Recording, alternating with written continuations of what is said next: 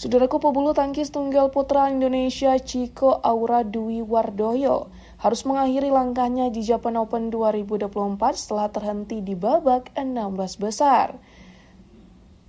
Pada Kamis 22 Agustus 2024, Chico harus mengakui keunggulan tunggal putra Prancis Alex Lanier dalam pertandingan yang berlangsung di Yokohama Arena, Jepang.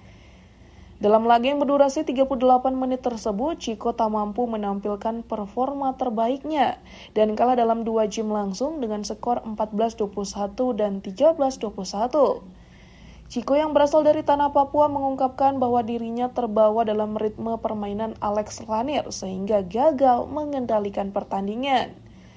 Meskipun sempat tampil menjanjikan di awal pertandingan, Chico akhirnya terjebak dalam pola permainan yang dikembangkan oleh Lanier. Meski mengakui kesalahannya, Chico menegaskan bahwa hasil ini bukan disebabkan oleh persiapan yang kurang matang. Dengan kekalahan Chico, Indonesia tidak lagi memiliki wakil di sektor tunggal putra di Japan Open 2024.